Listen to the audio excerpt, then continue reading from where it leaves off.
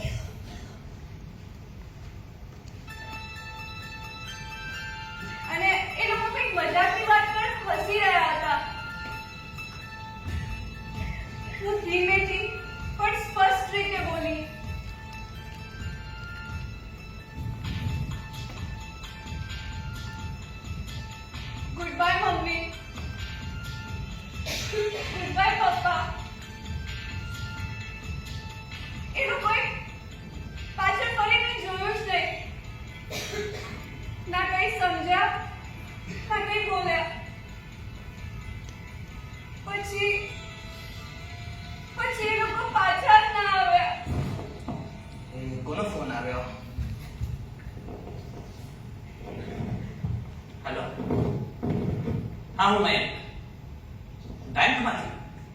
हाँ बोलो ने मैनेजर साहब, मारा ज मम्मी पप्पा છે बैंक में જ આવ્યા છે. શું બેંકમાં ગોળીબાર થયો? એ લોકો ઠીક તો છે ને? વોટ? એ ગોળીબારમાં બંને? Hello,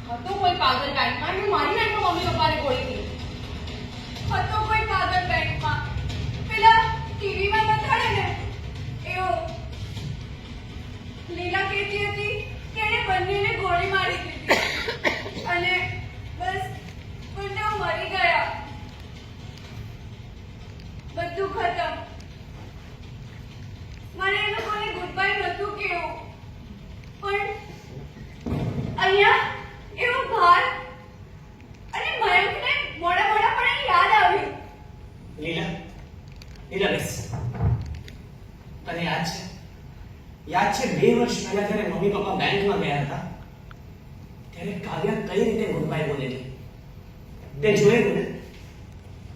good bye mummy, good bye પપ્પા, જાણીને બધી જ ખબર હોય. મયંક પણ એ છોકરીને આ બધી વસ્તુની કઈ રીતે ખબર હોય? તું કંઈક વિચારીને તો બોલ. અરે લીલા, મારી વાત તો સાંભળ.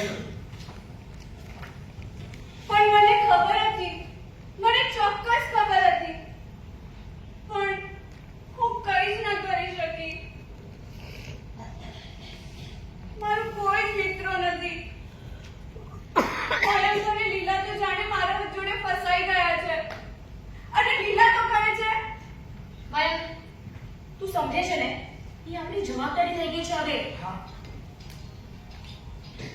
નારાજ હતી એ. જાણે હું શેરીમાં રખડતું કૂતરું ના હોઉં જે ઘરમાં ઘૂસી ગયું હોય એવું. પણ એ સાચી છે ને? હું નાનકડી, નબળી નજરવાળી અને જરાય રૂપાળી નહીં. મને કોણ સાચવે? લીલા એક સમયે બહુ સુંદર હતી એવું મયંક કહેતો હતો. પણ હવે તો એના જાડા જાડા હાથ, જાડું જાડું મોઢું, જાડો જાડો અવાજ.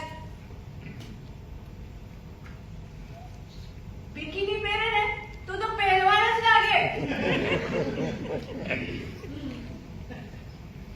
મારે પણ બિકીની જોવે છે, પણ લીલા અપાવતી જ નથી. લીલા કહે છે કે પૈસા જ નથી અને પાછી કહે કે તને તો પાણીમાં જવાનો ડર લાગે. સાચું કહે છે, પણ જો મારા પાસે પીળા કલરની બિકીની હશે ને તો મને ડર નહીં લાગે. બોલો કેમ? કેમ કે પીળો કલર તમને ડર ના લાગવા દે ને?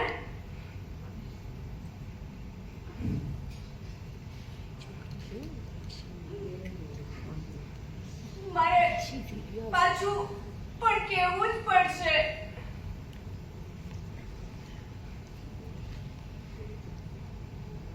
Good bye.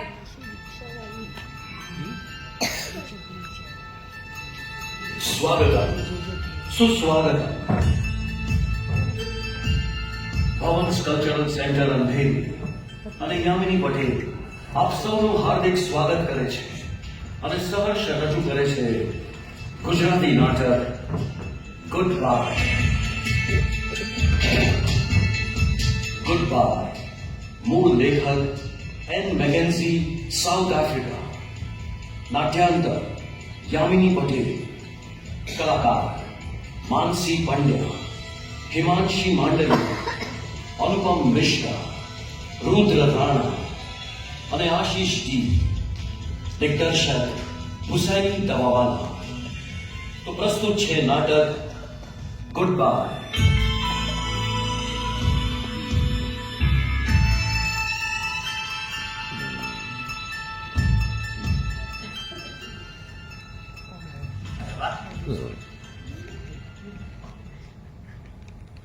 Skip. રમો.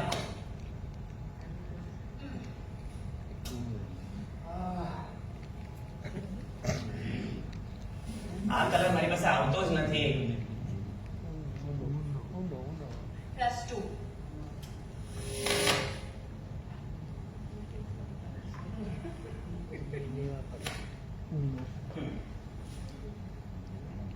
રમો. મને બોર થાય છે યાર, મારે નથી રમવા કાર્ડ્સ. તો શું કરવું? એક ગીત હો જાય. ગીત? નો બેસ. અરે પણ એને સાંભળ્યું છે ને લીલા? નજર ના જામ છલકાવીને ચાલ્યા ક્યાં તમે? વાહ. જીગરને આમ તસાવીને ચાલ્યા ક્યાં તમે? વાહ. નજર ના જામ છલકાવીને ચાલ્યા ક્યાં તમે? અરે બેસો બેસો. બીજું ગીત સાંભળવું છે? ના, નથી સાંભળ્યું. આ દર્શ અમારો પાડોશી. હાય દર્શ. કાવ્યા, તું અહીંયા શું કરે છે? રૂમમાં જઈને સુઈ જા તો ચૂપચાપ. પછી હું સીધી ઊભી રહી. પેલા સ્કૂલમાં પ્રાર્થના વખતે જોસેફ સર ઊભા રાખે ને એમ.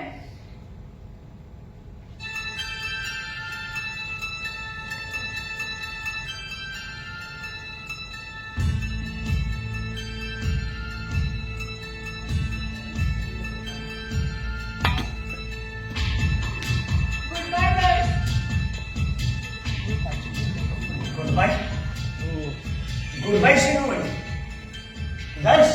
દર્શ, હું શું બોલી સાંભળ. ગુડ નાઇટ કાવ્યા.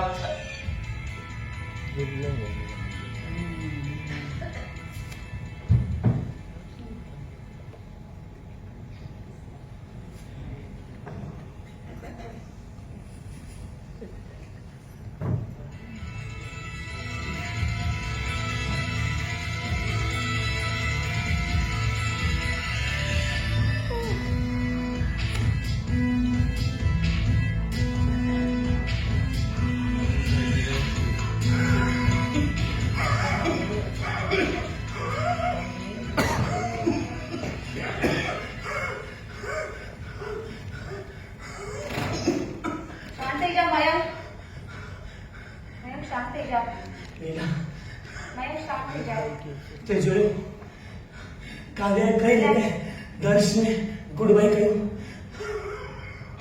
મેં કહ્યું તું તને એની પાસે કોઈ સ્પેશિયલ પાવર્સ છે.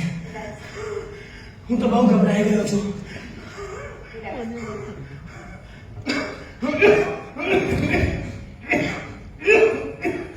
રિલેક્સ માયા.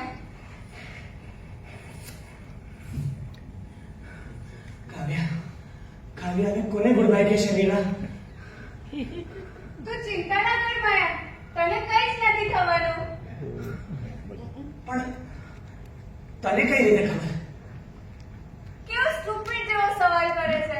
જો મને જવાબ ખબર પણ હોય તો હું એને થોડી કહેવાની છું.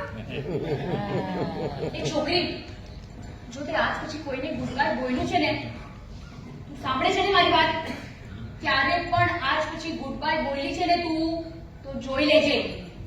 લીલા લીલા એ જ તો તકલીફ છે કે હું ગુડ બાય બોલ્યા વગર રહી જ નથી શકતી. પાછું પણ મારે બોલવું જ પડે છે. Good bye. બીજા દિવસે સ્કૂલમાં પાછું મારે બોલવું પડ્યું.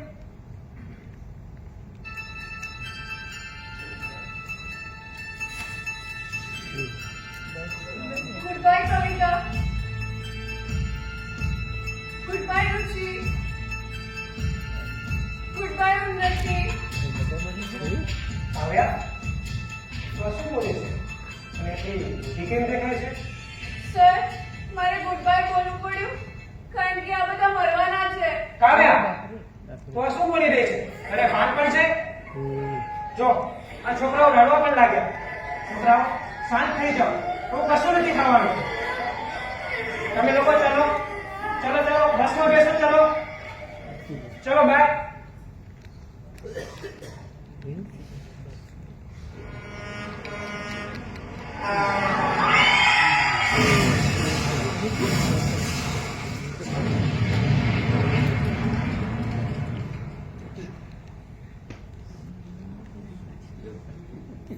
બીજા દિવસે જ્યારે અમે સ્કૂલમાં એ લોકો માટે પ્રાર્થના કરી રહ્યા હતા ત્યારે મારા બાજુમાં ઊભું રહેવા કોઈ જ તૈયાર નહોતું. ખબર નહીં કેમ. હલો હલો, હા હું લીલા વાત કરું છું. શું થયું? શું?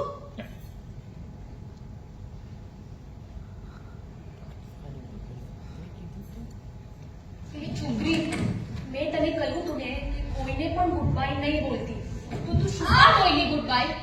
શું કામ બોલી તું ગુડ છોડો, બાય? મને દુખે છે. નહીં છોડું, છોડો. નહીં છોડું. છોડો નહીંતર. નહીંતર શું? હા, નહીંતર હું મયંકને ગુડ બાય કહી દઈશ.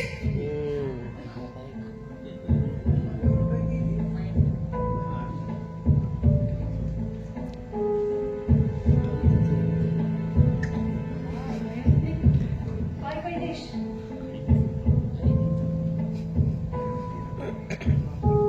એટલે તું એમ કહેવા માંગે છે કે તું ખરેખર કોઈને પણ ગુડ બાય કહી શકે છે અને ગુડ બાય કહીને કોઈને પણ મારી શકે છે? ના ના, હું એવું નથી કરી શકતી. હું ગુડ બાય કહું ને લોકો મરી જાય એવું નથી, પણ લોકો મરવાના હોય એ પહેલા જ મને ખબર પડી જાય છે. એટલે મારાથી ગુડ બાય કહ્યા વગર નથી રહેવાતું.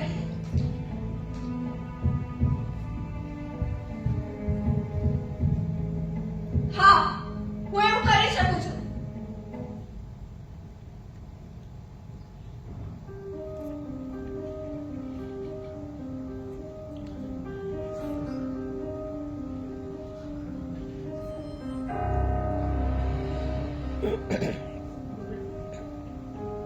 અરે કાવ્યા, તને કઈ લાગ્યું તો નથી ને? લાગ્યું તો છે, પણ આવું કરવાની બીજી વાર હિંમત ના કરતી. ના ના, હું તો મજાક કરતી હતી. શું તું પણ? એટલે મને બિકીની મળશે? ડાર્લિંગ, મેં તને કીધું ને એમના પૈસાની સગવડ નથી. એટલે હું એમને ગુડ બાય કહી દઉં એમ?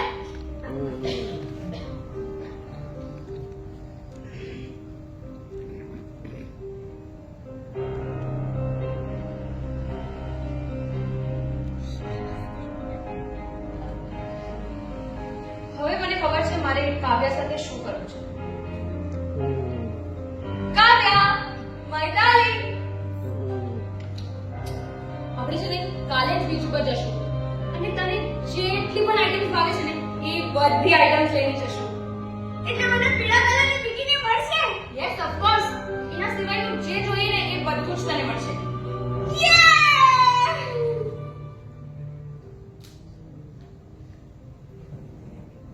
લાગે છે આ મારાથી ડરી ગઈ.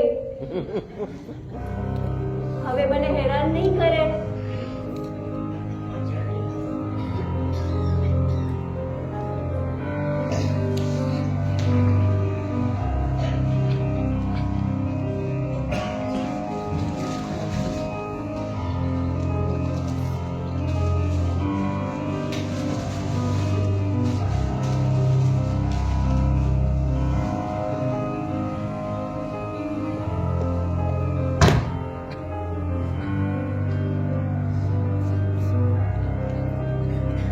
કાવ્યા, કાવ્યા બહાર આવતો.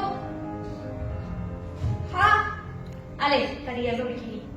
યે! જો મેં તારા માટે સ્પ્રાઇટ ને કોલ્ડ ડ્રિંક લઈ લીધા છે. આ ચિપ્સ છે, આમાં કુકીઝ છે,